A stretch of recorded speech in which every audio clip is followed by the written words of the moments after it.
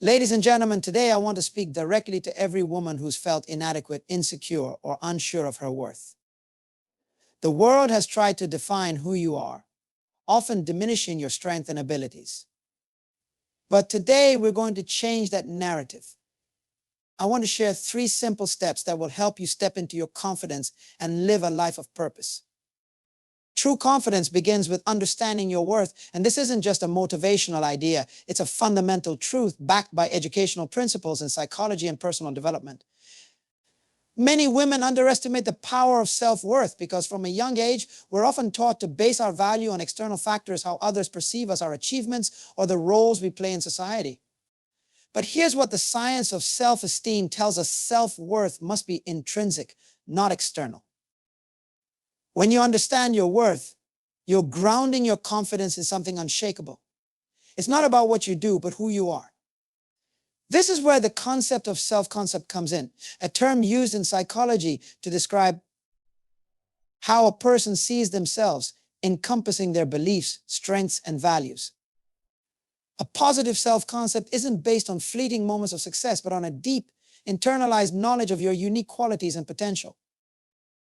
To build this awareness, it's essential to engage in self-reflection and recognize your unique gifts. Educational practices like journaling, taking personal assessments, and receiving constructive feedback can help reveal areas where you excel naturally. For example, think back to activities or subjects where you've consistently performed well or felt energized. These are indicators of your core strengths, the aspects of you that hold value beyond external recognition. Understanding your worth means acknowledging your imperfections without allowing them to define you. Education teaches us about the concept of growth mindset, a term coined by psychologist Carol Dweck. A growth mindset means you view challenges as opportunities for growth rather than as reflections of your inadequacy. When you understand your worth, you embrace both your strengths and your weaknesses, knowing that both are part of your unique design and potential. In practical terms, this could involve setting personal affirmations based on your core values and regularly reminding yourself of your inherent worth. Educationally, it's about developing self-awareness through learning and personal growth exercises. You could engage in courses or workshops that help you explore your talents, passions, and innate abilities, building a solid foundation of self-worth that no external circumstances can shake. By integrating these educational tools and self-awareness practices, you shift the source of your confidence from external validation to a deep, inner knowing of your true value. This is the first step toward becoming a truly confident woman. Rejecting fear and doubt is crucial because these 2 emotions are the primary obstacles that hinder confidence and self-actualization. From an educational standpoint, fear and doubt are deeply rooted in our psychological makeup, often stemming from our early experiences, upbringing, and learned beliefs. The mind has a natural tendency to lean toward what psychologists call a negativity bias, where we give more weight to negative experiences or thoughts than to positive ones. This bias can amplify our fears and self-doubt, making it difficult to trust ourselves. Fear often arises from a place of uncertainty. Our brain, especially the amygdala, is wired to alert us to potential threats. While this was useful for our ancestors who faced physical dangers in modern life, this response is often triggered by perceived threats to our ego or self-esteem. For instance, fear of failure or fear of judgment can prevent us from stepping out of our comfort zone. Educational research on emotional intelligence highlights the importance of recognizing and managing these emotions effectively. Instead of allowing fear to paralyze us, we must learn to acknowledge it and understand its origins. On the other hand, is often linked to a lack of self-efficacy, the belief in our ability to accomplish tasks and handle challenges. Educational theorist Albert Bandura introduced the concept of self-efficacy, which shows that individuals who have a strong sense of self-efficacy tend to see challenges as tasks to be mastered rather than as threats. Building self-efficacy involves setting small, achievable goals and celebrating each success, thereby reinforcing the belief in our own abilities. To practically reject fear and doubt, cognitive behavioral techniques can be applied. This involves identifying negative thought patterns and reframing them. For example, when you catch yourself thinking, "I'm not good enough," challenge this thought by asking for evidence. What skills do you have? What have you accomplished in the past? This process of challenging and reprogramming thoughts is known as cognitive restructuring, a technique widely taught in educational and therapeutic settings. Another educational approach is practicing mindfulness. Mindfulness helps you become aware of the present moment without judgment, allowing you to observe your fears and doubts without being overwhelmed by them. Educational programs that incorporate mindfulness techniques have been shown to reduce anxiety and increase self-confidence. By practicing mindfulness, you learn to separate yourself from the negative thoughts and recognize that fear is just an emotion. It doesn't define your potential or your reality. The educational principle of exposure therapy can be helpful in overcoming fear. This involves gradually exposing yourself to what you fear in a controlled and safe environment, which helps desensitize you to the fear over time. For example, if you fear public speaking, start by speaking in front of a small group and gradually increase your audience size. Each successful experience diminishes the power of fear and doubt. By understanding the psychological roots of fear and doubt and using proven educational strategies like cognitive restructuring, mindfulness, and exposure therapy, you can learn to reject these barriers effectively and build a strong, unshakable confidence. Confidence is a skill that can be developed, and this concept is grounded in both psychological theory and educational practices. Many people mistakenly believe that confidence is an innate trait, something you either have or you don't. However, research in psychology, particularly through the lens of the growth mindset, reveals that confidence is a learned behavior, much like any other skill, such as playing a musical instrument or learning a new language. The growth mindset, a term coined by Carol Dweck, emphasizes the idea that abilities and intelligence can be developed with effort, practice, and persistence. When we apply this mindset to confidence, we see it as something that can be cultivated through intentional actions rather than relying on natural talent or innate personality. Education plays a vital role here because it provides a framework for developing self-assurance through structured experiences and reflective learning. To build confidence as a skill, the process begins with acquiring knowledge and competence in a specific area. Educational theories, like self-determination theory, explain that people gain confidence when they feel a sense of competence and autonomy. This means that by setting small, achievable goals and mastering them step by step, you start to believe in your own capabilities. For example, if you want to be confident in public speaking, start with short presentations in front of a small, supportive group. Each successful attempt will increase your sense of competence and reinforce your confidence. Another educational approach involves experiential learning, which focuses on learning through doing. Confidence grows when you step out of your comfort zone and take action, even when you feel uncertain. This method emphasizes the importance of active participation in real-life situations, allowing you to face challenges directly and learn from your experiences. Mistakes are not viewed as failures, but as valuable lessons that contribute to your growth. By engaging in activities that push your boundaries, you become more comfortable with discomfort, which is a key factor in building lasting confidence. Educational strategies like deliberate practice are also essential in the process of developing confidence. Deliberate practice involves focused, intentional effort to improve specific skills through repeated, purposeful action. It's not enough to simply repeat an activity. You need to engage with the task, analyze your performance, and seek constructive feedback. For instance, if you're working on becoming a confident leader, you might practice decision-making in complex scenarios, assess the outcomes, and seek mentorship or coaching for areas where you can improve.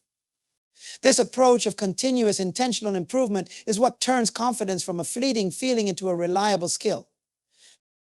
Reflection is a crucial educational tool in building confidence. By reflecting on your progress and recognizing how far you've come, you internalize your achievements and strengthen your belief in yourself. Reflective practices such as journaling or feedback sessions allow you to assess your growth objectively. This self-awareness helps you understand that confidence isn't about being perfect or fearless. It's about trusting your ability to navigate through challenges, learning from them, and knowing that you are capable of handling whatever comes your way. Through the application of these educational principles, adopting a growth mindset, engaging in experiential learning, practicing deliberately, and reflecting on progress, confidence becomes a skill that you can intentionally develop and strengthen over time. The more you practice it, the more it becomes a natural part of who you are, empowering you to face the world with assure. Your environment plays a significant role in shaping your self-esteem and confidence, a concept that is well supported in both educational and psychological research. From a young age, the people you surround yourself with and the environments you engage in contribute to your perception of self-worth. Educational theorists often discuss the social learning theory introduced by Albert Bandura, which posits that individuals learn behaviors, attitudes, and values by observing and imitating the people around them. This means your confidence can either be strengthened or weakened by the influences in your immediate environment. In educational settings, it's well documented that students perform better when they are in a supportive and positive environment. This principle applies beyond the classroom. If you are in a setting where people believe in you and encourage your growth, it's easier to develop confidence. Conversely, if you are constantly exposed to negativity, criticism, or a lack of support, it can erode your self-esteem over time. The concept of peer influence illustrates this. Studies show that individuals, particularly young people, are highly influenced by their peer groups. When your peers uplift you and model confident behaviors, you are more likely to adopt those behaviors yourself. Educational psychology also introduces the idea of the Pygmalion effect, which states that our performance often matches the expectations others have of us. When you are in an environment where people believe in your potential and set high expectations, it can actually boost your confidence and performance. This is why it's essential to choose environments, whether it's at work, school, or in your personal life, where there is a culture of support, encouragement, and belief in personal growth. If you're constantly surrounded by criticism or doubt, it can lead to what is known as the golem effect, where negative expectations result in a decrease in confidence and performance. Educational research highlights the importance of positive reinforcement. When you receive positive feedback and encouragement, it reinforces your belief in your capabilities. This is why creating or choosing an environment that focuses on strengths rather than weaknesses is crucial for building confidence. For example, in educational environments that use strength-based teaching approaches, students show higher levels of self-confidence and engagement. In your personal life, this could mean actively seeking mentors, friends, and colleagues who see your potential and offer constructive feedback rather than harsh criticism. The ecological systems theory, proposed by psychologist Urie Bronfenbrenner, provides another framework for understanding the impact of environment on self-esteem. This theory explains that individuals are influenced by multiple layers of their environment, from their immediate social circle, family, friends, to larger societal systems, culture, community. Each of these layers can either support or hinder your confidence development. To cultivate a positive self-concept, it's vital to be intentional about the environments you place yourself in, and to seek out communities and spaces that align with your values and aspirations. The concept of mindset contagion suggests that confidence can be contagious if you spend time with confident, positive people. Their attitudes and beliefs can influence your own. In educational contexts, group dynamics often show that a single confident individual can raise the overall confidence and morale of a group. This is why choosing your social environment wisely can have a profound impact on your own sense of confidence. Engaging in communities that prioritize growth, learning, and support helps you internalize those values, making them a part of your own belief system. By understanding the educational principles behind environmental influence, you can make informed choices about where you invest your time and energy. Surrounding yourself with uplifting influences, supportive networks, and growth-focused communities will foster a stronger, more resilient self-esteem and empower you to develop authentic confidence. Taking action despite your fears is a key principle in building confidence, and this idea is strongly supported by educational psychology and behavioral science. Many people wait to feel confident before they take action, but research shows that confidence often follows action rather than preceding it. In educational terms, this aligns with the concept of behavioral activation, a technique frequently used in cognitive behavioral therapy, CBT. This approach suggests that by engaging in positive activities and taking small steps, individuals can disrupt patterns of avoidance and begin to build new confidence-boosting experiences. Fear is a natural emotion stemming from the brain's amygdala, which is responsible for processing threats. However, modern life often triggers this response unnecessarily, creating fear of things like failure, rejection, or criticism. In educational psychology, exposure therapy is a method that helps individuals confront these fears in a gradual, systematic way. For instance, if public speaking triggers fear, you can start by speaking in front of a mirror, then progress to speaking in front of a small, supportive group. Each step taken in the face of fear helps desensitize the brain's response, gradually increasing confidence and reducing anxiety. Self-efficacy theory, developed by Albert Bandura, emphasizes that confidence is built through mastery experiences, successful attempts at tackling challenges. When you take action, even when you're afraid, you provide yourself with an opportunity for a mastery experience. Each time you successfully confront a fear, no matter how small the victory, you reinforce the belief in your own capability. This process creates a positive feedback loop where action builds confidence, which then makes it easier to take further action in the future. Educational frameworks like the Zone of Proximal Development (ZPD), introduced by Lev Vygotsky, also illustrate why pushing through fear is vital for growth. The ZPD is the area between what you can do easily and what you cannot do yet, but could achieve with some effort or guidance. This zone is where true learning and growth occur, and it often feels uncomfortable because it involves stepping into the unknown. When you take action despite fear, you're operating in this optimal zone for learning, where your abilities are stretched and developed. Another educational strategy for overcoming fear is using the SMART goals framework, which stands for specific, measurable, achievable, relevant, and time-bound goals. By setting specific, achievable steps toward your goal, you break down the process into manageable tasks. This reduces the overwhelming nature of fear and gives you a clear path forward. For example, if starting a new business feels daunting, you might set a SMART goal to research the market for 30 minutes each day. This small action, taken consistently, can build momentum and gradually diminish your fear. Educational programs that incorporate resilience training often focus on the importance of embracing fear and uncertainty. Resilience is the ability to bounce back from setbacks, and it is a quality that can be developed through practice. By intentionally taking actions that challenge you, you build a mental resilience that helps you view fear not as a barrier, but as a natural part of growth. This approach teaches you to see fear as a sign that you are stepping into a new area of development, rather than as a signal to retreat. The idea of taking action despite fear also connects to the concept of neuroplasticity, the brain's ability to reorganize itself by forming new neural connections. When you repeatedly choose to act in the face of fear, you are essentially rewiring your brain. Over time, the neural pathways associated with fear responses weaken, while pathways related to confidence and assertiveness strengthen. This scientific basis shows that our brains can be trained to respond differently to fear through consistent, intentional action.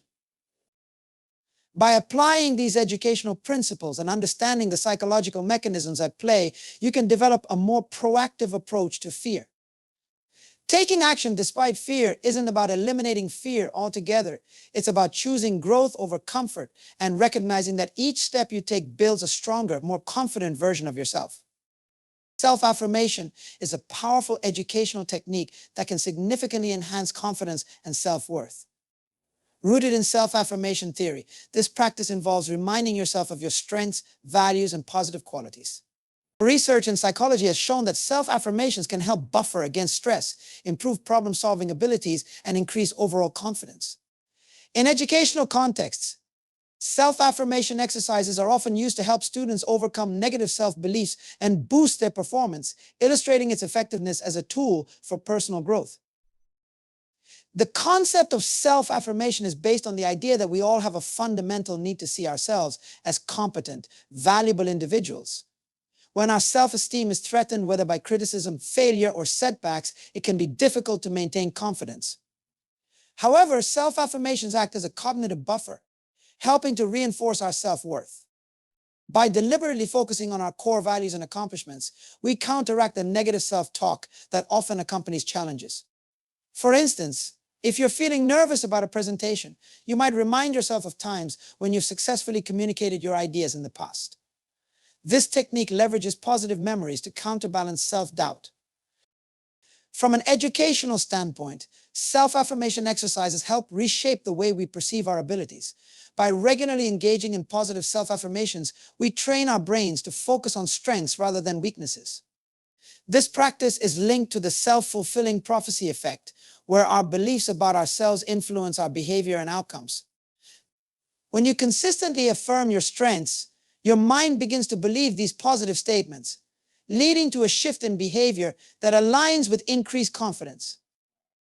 This is why many successful educational programs integrate affirmations as part of their curriculum, helping students internalize positive self-beliefs that enhance performance and resilience. In terms of brain science, self-affirmations can actually rewire neural pathways. The process of repeating positive statements activates the prefrontal cortex, the part of the brain involved in self-regulation and decision-making. Over time, this consistent activation helps to strengthen the neural circuits associated with self-belief and confidence. Neuroplasticity, the brain's ability to form new connections, plays a crucial role here. By engaging in self-affirmation practices regularly, you can create new positive thought patterns that gradually replace old negative ones.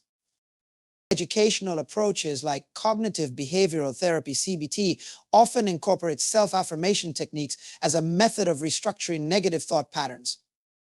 The thought record technique, a tool used in CBT, involves identifying negative thoughts and actively challenging them with evidence-based affirmations. For example, if you catch yourself thinking, "I'm not good enough," you might replace that thought with, "I have faced challenges before and succeeded. I am capable." This process helps to break the cycle of negative thinking and fosters a more positive self-concept, making it easier to take risks and push yourself toward new opportunities. In addition to changing thought patterns, self-affirmations can also have a direct impact on performance by reducing the effects of stereotype threat.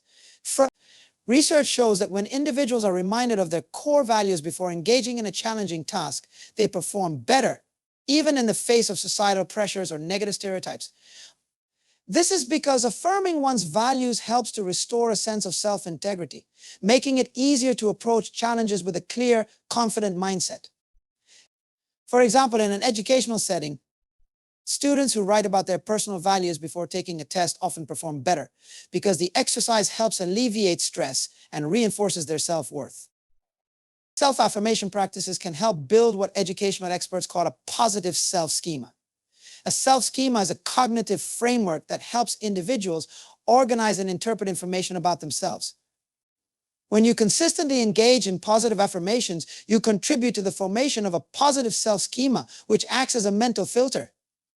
This filter affects how you interpret new experiences, making you more likely to see challenges as opportunities for growth rather than as threats to your self-esteem. By understanding the educational and psychological foundations of self-affirmation, you can see that it is more than just positive thinking. It's a deliberate and scientifically backed method of reinforcing your confidence and enhancing your self-concept. It's about creating a new narrative for yourself, one that focuses on your strengths, values, and capabilities, and using this narrative to drive your actions and decisions with assurance.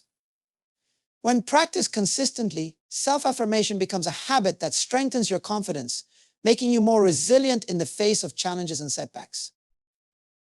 In conclusion, becoming a confident woman isn't about perfection or waiting for the right moment. It's about taking deliberate steps to build a strong sense of self. By aligning with your core values, embracing your true identity, surrounding yourself with a supportive environment, facing your fears with consistent action, and harnessing the power of self-affirmation, you create a foundation of unshakable confidence. Confidence is cultivated through choices, habits, and a commitment to growth. Remember, it's not just about what you achieve externally, but about the internal belief that you are capable, worthy, and enough just as you are. These steps empower you to not only overcome obstacles, but to thrive and inspire others to do the same.